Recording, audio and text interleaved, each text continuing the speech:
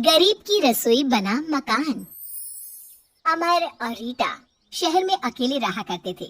वो दोनों ही काम किया करते थे।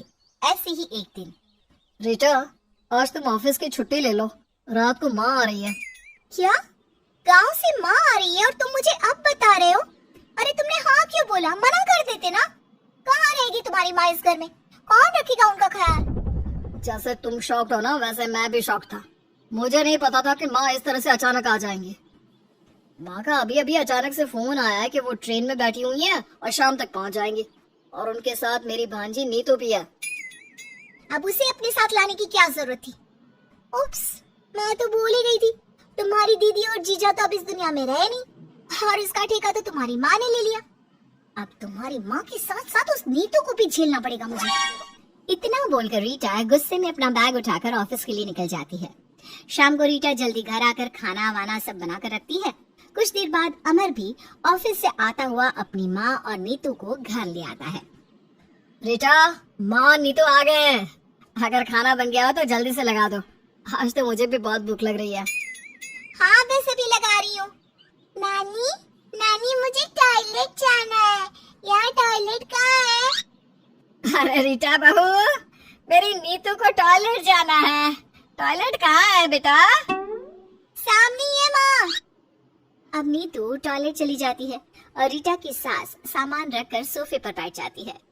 कुछ देर बाद वो सब लोग एक साथ खाना खाते हैं और खाते हुए रीटा की सास कहती है, बहू, मैं और नीतू बिना बहुत थक गए हैं। अच्छा होता अगर अब तुम दोनों हमें हमारा कमरा दिखा देते। अगर आप पहले बताकर आई होती ना माँ, तो शायद मैं कुछ इंतजाम कर देता। हमारा घर बहुत छोटा है, हमारे घर में सिर्फ एक ही कमरा है। पर आप फिक्र ना करो, मैं कुछ ना कुछ बंदोबस्त कर दूंगा। जब तक कोई बंदोबस्त नहीं हो जाता, आप और नीतू हॉल में सो जाइए। तुम पागल हो गए हो क्या? भला माँ और नीतू हॉल में कैसे सो सकती हैं? माँ जी, ऊपर छत पर ना एक छोटा सा कमरा बनवाया था हमने, पर वो कमरा भी पूरी तरह से खराब हो चुका है। उसकी मरम्मत नहीं हुई ना। अभी कुछ दिन आप उस कमरे में बिता लीजिए, हम बहुत जल्द उस कमरे की मरम्मत करवा देंगे। अब रीटा के कहने पर उसकी सास ऊपर वाले कमरे में जाती है, पर उस कमरे की हालत सच में बहुत खराब थी। उस कमरे की छत टूटी हुई थी। उस कमरे को देखकर ऐसा लग रहा था मानो जैसे वो कोई कबाड़ घर है।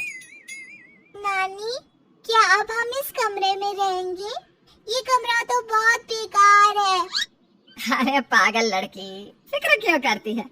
बस कुछ ही दिन की तो बात है, फिर बहुत जल्द ये कमरा भी बाकी कमरों की तरह सुंदर बन जाएगा। चल, हम दोनों मिलकर ना इस कमरे की सफाई कर देते हैं। नीतू और फाल्गुनी मिलकर कमरे की सफाई करते हैं और उसे रहने लायक बना लेते हैं। हो गया ना हमारा कमरा भी सुंदर? हाँ नानी। और इसी तरह से 2 दिन बीत जाते हैं और रीटा अपने घर के सभी नौकरों की छुट्टी कर देती है। और जब नाश्ते के लिए फाल्गुनी और नीतू नीचे आते हैं तो रीटा उन दोनों से कहती है, माँ जी देखिए, हम दोनों की सैलरी ना बहुत कम है, ऊपर से 2 जनों का और खर्चा आ गया है, इसलिए ना चाहते हुए भी मुझे नौकरों की छुट्टी करनी पड़ी। अरे बहुत अच्छा किया बहू, पैसे भी नौकर चाकर रखना और उन्हें फ्री के पैसे देना बात बराबर ही तो होती है। सही कह रही है आप। माँ जी, वैसे मैं और अमर दोनों ही ना काम पर जाते हैं, घर में आप और नीतू ही रहती हो। अगर आप दोनों अब से घर में काम कर लो तो अरे हाँ हाँ बहू, क्यों नहीं, ये घर भी तो हमारा ही है। इतना बोलकर फाल्गुनी घर के कामों में लग जाती है। समय यूं ही बीता। रीटा अपना असली रंग दिखाना शुरू कर देती है। अब रीटा अपनी सास और भांजी को एक नौकरों की तरह ट्रीट करने लगती है। तुम दोनों पूरा दिन घर में बैठकर सिर्फ ठूसती रहती हो क्या? जब से मैंने ये घर तुम दोनों पर छोड़ा है, घर में जरा भी सफाई नहीं है। और देखो, रात के 8 बज चुके हैं पर अब तक खाना नहीं बना।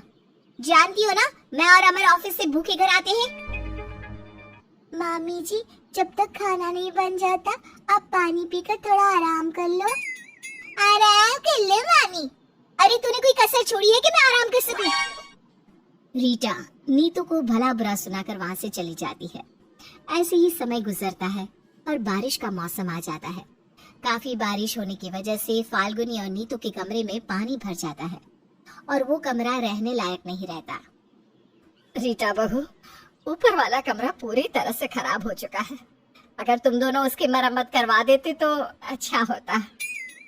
माँ जी, मेरे पास अभी बिल्कुल भी पैसे नहीं है कि मैं ऊपर वाले कमरे की मरम्मत करवा सकूं। इसलिए आप एक काम करो, घर के बाहर एक छोटा कमरा है, उसमें रह लो, वो टपकता भी नहीं है। इतना बोलकर रीटा आराम से सोने के लिए चली जाती है।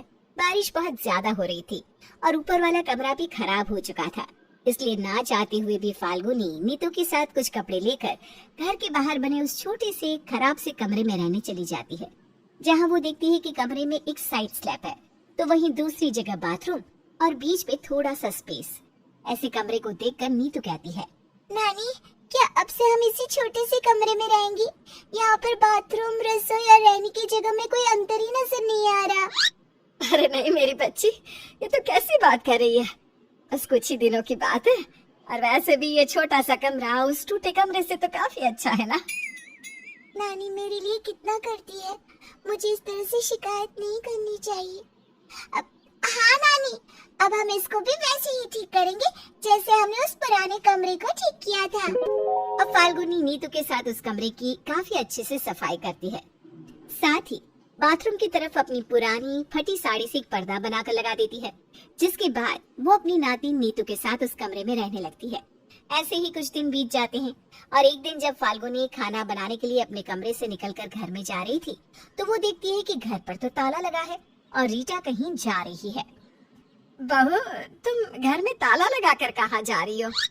माफ करना माँ जी, मैं तो आपको बताना ही भूल गई। कंपनी की तरफ से मुझे बहुत बड़ा ऑफर मिला है। इस काम के सिलसिले में मैं कुछ दिनों के लिए शहर से बाहर जा रही हूँ और अमर भी अपनी किसी दोस्त की शादी में शहर से बाहर जा रहे, तो कुछ दिनों के लिए हम दोनों ही घर पर नहीं रहेंगे, इसलिए मैंने घर में ताला लगा दिया है। अरे पर बहू, मैं और नीतू तो घर में ही है ना, अगर तुम ताला लगाकर चली जाओगी तो हम क्या खाएंगे? फाल्गुनी के कहने पर रीटा फाल्गुनी के हाथों में कुछ पैसे थमाकर वहाँ से चली जाती है। अब फाल्गुनी को कुछ समझ में नहीं आता कि वो क्या करे, तब वो फैसला लेती है, नीतू बेटा, अपना गांव शहर से काफी अच्छा है, चल हम दोनों गांव चलते हैं। पर नानी, मुझे गांव नहीं जाना, मुझे गांव में मम्मी पापा की याद आती है और शहर गांव से काफी अच्छा है और ये कमरा तो हमारे टूटे हुए कमरे से भी ज्यादा अच्छा है। पर नीतू बेटा, हमारा गांव जाना जरूरी है, यहाँ हमारा अपना कोई नहीं है। पर गांव में भी तो हमारा अपना कोई नहीं है ना नानी। नानी, मुझे भूख लगी है, आप तो खाना बनाने जा रही थी, फिर खाना लेकर क्यों नहीं आई? वो घर में राशन खत्म हो गया है बेटा, इसलिए मैं अभी तेरे लिए बाहर से खाना लेकर आती हूँ। मैं भी आपके साथ चलूंगी। अब फाल्गुनी और नीतू खाना लेने बाहर जाती हैं, पर सभी होटल ढाबे पर खाना काफी महंगा था। आगे चलते हुए कुछ दूर पहुंचने पर उन्हें एक ठेला नजर आता है, जो 30 रुपए में भर पेट खाना खिला रहा था, जहाँ से नीतू एक प्लेट खाना ले लेती है। कैसा है खाना? अच्छा है, पर आपके हाथों जैसा स्वाद नहीं है। आप तो इससे ज्यादा अच्छा खाना बना लेती हो। अगर आप इस तरह से खाना बनाओगी ना नानी, तो आप तो इससे भी ज्यादा पैसे कमाओगी। नीतू की ये बात सुनकर फाल्गुनी के दिमाग में आइडिया आता है और वो बचे हुए पैसों से कुछ राशन का सामान ले आती है और उस छोटे से कमरे के कोने में बने उस स्लेब के पास ही अपनी छोटी रसोई बनाकर उसमें खाना बनाने लगती है। वो उस खाने को पैक करके रोड पर बेचने जाती। सिर्फ 20 रुपया प्लेट, 20 रुपए प्लेट के खाने से भरेगा आपका पेट। अब समय ना गवाओ, जल्दी से आओ, स्वादिष्ट खाना खाओ।